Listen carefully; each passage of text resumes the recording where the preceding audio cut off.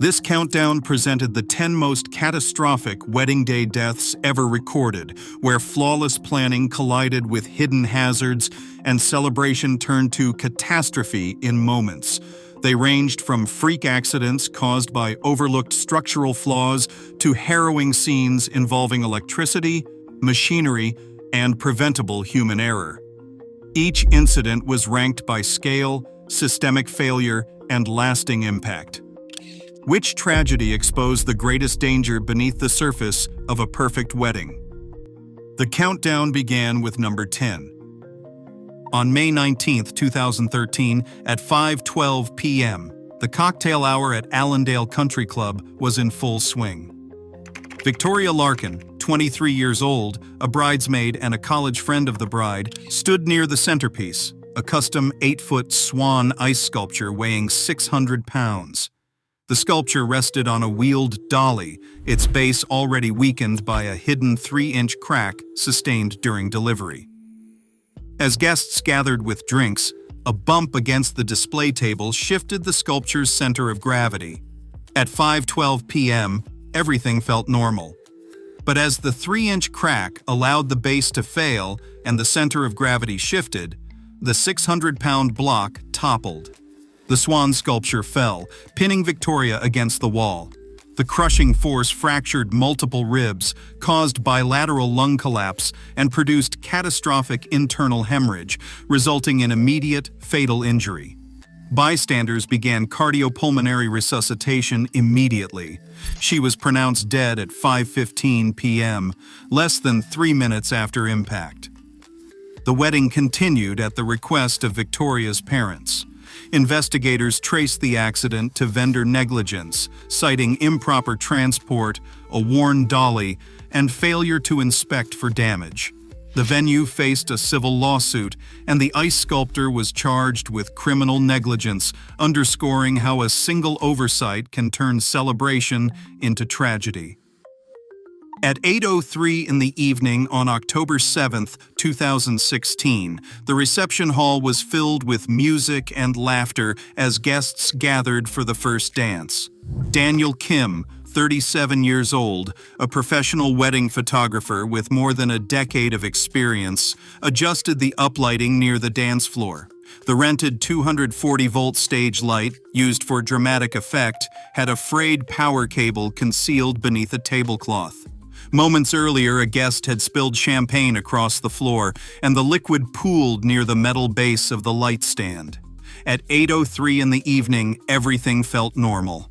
But as Daniel reached to reposition the fixture and his hand closed around the damp metal, a circuit was completed. The stage light delivered a sustained electrical shock, locking his muscles for 11 seconds, causing ventricular fibrillation and full cardiac arrest. He suffered severe thermal burns to his right hand. The groom, an emergency room doctor, began cardiopulmonary resuscitation within a minute, but Daniel was pronounced dead at 8:31 in the evening.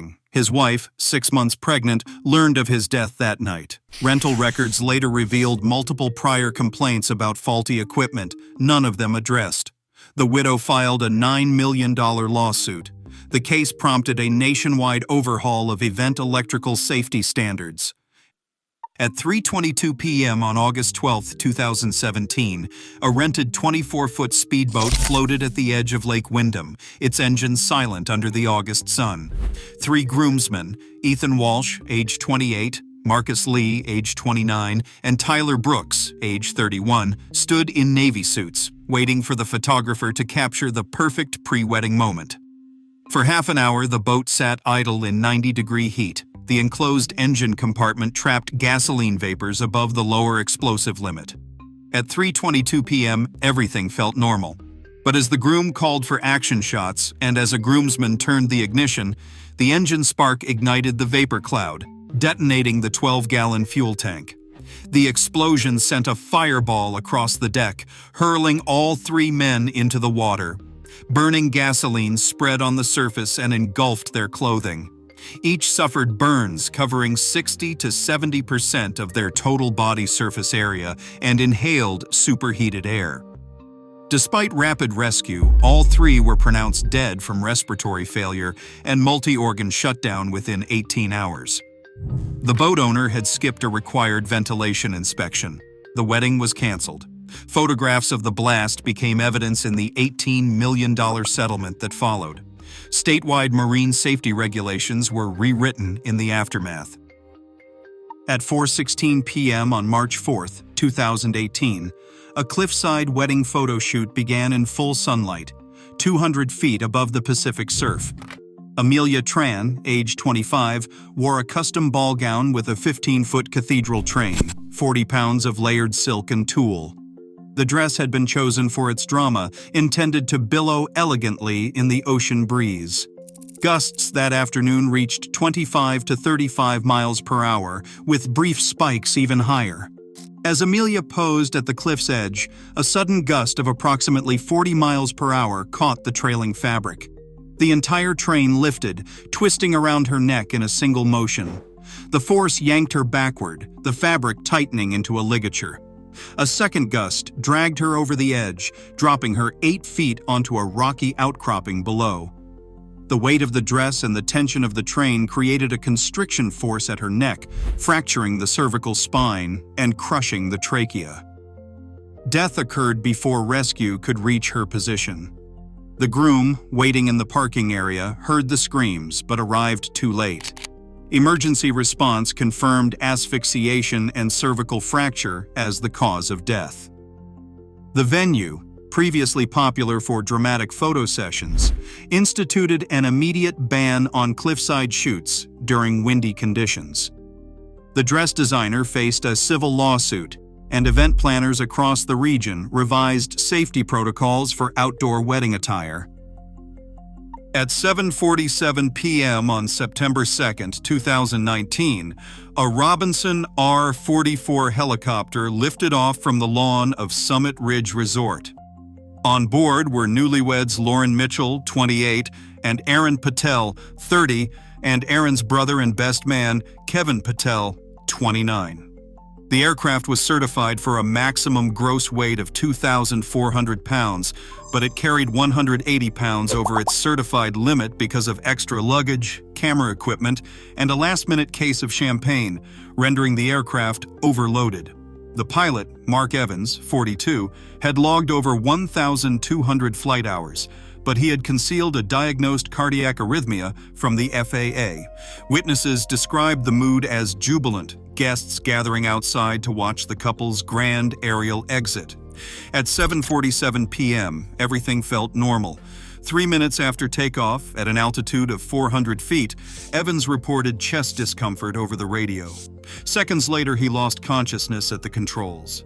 The overloaded helicopter entered an uncontrolled yaw, spinning over the tree line before dropping into dense forest 300 yards from the resort.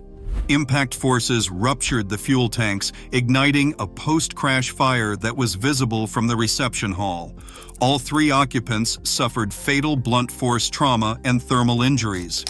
Emergency crews reached the wreckage within 11 minutes, but no survivors were found. The crash was captured on multiple guest phones, and one video reached 22 million views within a week. The NTSB investigation cited gross weight violation and concealed medical conditions as primary factors. The charter company was shut down permanently. The families of the victims received a $34 million settlement. FAA regulations for chartered flights were revised to require stricter weight documentation and mandatory pilot health disclosures. At 9:02 p.m. on June 11, 2015, the ballroom at Willow Creek Pavilion glowed with candlelight as guests gathered for the cake cutting. Chloe Ramirez, age 26, stood beside her older sister, the bride, serving as maid of honor. The wedding cake, ordered nut-free after repeated requests, had been prepared by a local bakery known for elaborate designs. Chloe's severe tree nut allergy had been documented on every form, and had been discussed with the baker on 2 occasions in the weeks before the event. At 9:02 p.m., everything felt normal. But as Chloe tasted a corner of the almond frosted rose, within 60 seconds, anaphylaxis began. The almond extract in the frosting triggered an immunologic cascade, producing rapid airway edema and bronchospasm. Chloe began to cough and wheeze, her face flushed and her lips swollen. Her EpiPen, kept in her clutch, was retrieved and administered by a guest, only to be found to have expired months earlier. Oxygen saturation fell as her airway constricted. Paramedics arrived at 9:11 p.m. Cardiac arrest occurred en route to the hospital. Chloe was pronounced dead at 9:14 p.m. Clinically, respiratory compromise from upper airway obstruction progressed to hypoxemia and hypoxic cardiac arrest. External findings included facial edema and laryngeal narrowing. The cause of death was recorded as anaphylaxis due to tree nut exposure with resultant respiratory failure and cardiac arrest. A subsequent investigation revealed almond extract in the frosting that had not been disclosed on the ingredient list. The baker admitted to using the extract for flavor and failed to update allergy warnings. Prosecutors charged the baker with negligent homicide. The venue implemented mandatory ingredient disclosures and emergency allergy protocols. State legislation was passed requiring food vendors to maintain up-to-date allergen labeling and to provide verified emergency medication at large events. The bride's marriage lasted 4 months. At 9:52 p.m. on February 14, 2014, the ballroom at Crestline Grand Hotel was crowded with 300 wedding guests. Everything felt normal. The celebration was in full swing when a guest, intoxicated and seeking attention, pulled the fire alarm as a prank. The alarm triggered flashing strobes and a blaring siren that cut through the music. Within seconds, panic swept the room. Guests surged toward the only marked exit, a double door 8 feet wide. The crowd bottlenecked, compressing bodies against the doorframe. In the chaos, 5-year-old Lily Harper, the flower girl and niece of the groom, was separated from her twin brother and knocked to the floor. As the stampede pressed forward, more than 40 adults and teenagers trampled Lily in the scramble to escape. Her chest was compressed beneath the crush, causing traumatic asphyxia and skull fractures. She was unresponsive when her uncle found her minutes later, still wearing her flower crown. Paramedics pronounced her dead at the scene. Investigators later calculated that the exit flow rate was insufficient for a crowd of this size, violating local egress codes. The hotel's emergency plan had not accounted for a high-density event with children present. The investigation cited inadequate exits and an absence of effective crowd management. The guest who pulled the alarm was charged with involuntary manslaughter. Lawsuits against the hotel alleged inadequate exits and poor crowd control. Multiple guests sought psychiatric care for trauma and survivor's guilt. The tragedy forced a review of building codes, mandating secondary exits and crowd flow training for all large venues. Lily's twin brother has not spoken since that night. At 11:07 in the evening on April 21, 2016, newlyweds Emily and Joshua Lynn, both tech entrepreneurs, slipped away from the crowded ballroom for a private moment inside a vintage photo booth. The booth was a 1950s-style rental that had been upgraded with a sealed door and a dry ice fog effect to create dramatic photos. A technician loaded 3 pounds of dry ice beneath the floor panel, intending to flood the booth with carbon dioxide vapor for a smoky backdrop. The door latch, recently repaired, jammed shut from the outside as the couple entered. Inside the 4 cubic meter enclosure, carbon dioxide concentrations rose rapidly as the dry ice sublimated. At 4% atmospheric concentration, cognitive impairment set in, and at 8%, loss of consciousness followed in under 4 minutes. At 11:07 in the evening, everything felt normal. But as the carbon dioxide concentration increased, cognitive function declined, and the couple became unaware that oxygen was being displaced. The dry ice sublimation flooded the booth with dense carbon dioxide vapor, displacing oxygen and causing the couple to collapse, ultimately producing irreversible hypoxic brain injury. The booth's ventilation fan, meant to clear the fog, had been disconnected after a previous malfunction, a fact the vendor failed to disclose. 20 minutes passed before a guest noticed the unresponsive couple. By the time the booth was forced open, both had suffered irreversible hypoxic brain injury. They were declared brain dead 3 days later, and their families made the decision to withdraw life support together. Investigators learned the vendor had concealed a prior incident involving a stuck latch and had ignored manufacturer warnings about using dry ice in sealed spaces. The resulting $32 million lawsuit forced the closure of the photo booth company and led to new regulations requiring active ventilation and carbon dioxide monitoring for all enclosed event equipment. Across the industry, safety standards were rewritten to prevent similar tragedies. But for Emily and Joshua, a moment meant for joy became a case study in the dangers of overlooked risk. At 10:11 p.m. on December 3, 2018, the reception at Highgate Pavilion was streaming live to friends and family worldwide. Seated at the head table, groom Michael Rivera, age 33, an FBI agent, watched his new wife laugh with her bridesmaids. 2 weeks earlier, a court had granted a restraining order against her ex-boyfriend, Daniel Price, following repeated threats.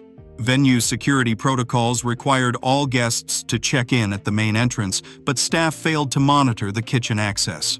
As the band finished their set, Price entered through a service corridor, bypassing locked doors with a stolen staff badge. He carried a 9mm handgun in his jacket. At 10:12 p.m., he emerged behind the head table, raised the weapon, and fired 6 rounds in rapid succession. The first 2 rounds struck Michael in the chest as he shielded his wife. 3 more struck the wall, and the final round shattered a wine glass. Guests dove to the floor. Michael collapsed within seconds, blood saturating his tuxedo.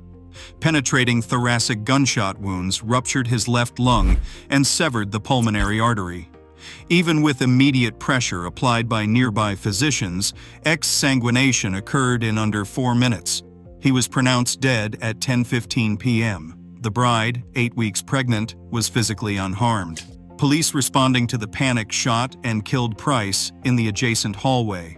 The entire attack was captured on the wedding livestream, and it was viewed by over 80 million people before removal. In the following weeks, the bride miscarried, citing acute stress. A suicide attempt 6 months later underscored the lasting trauma. Investigators found the venue's security plan lacked secondary screening and failed to enforce restraining order notifications. Industry-wide, wedding venues adopted new protocols, including armed security, real-time guest tracking, and mandatory background checks for high-risk events. The tragedy forced a national conversation about domestic violence and event security, changing standards across thousands of venues. At 9:03 p.m. on September 2, 2020, the glass elevator at Harborview Grand Hotel began its descent from the 22nd floor.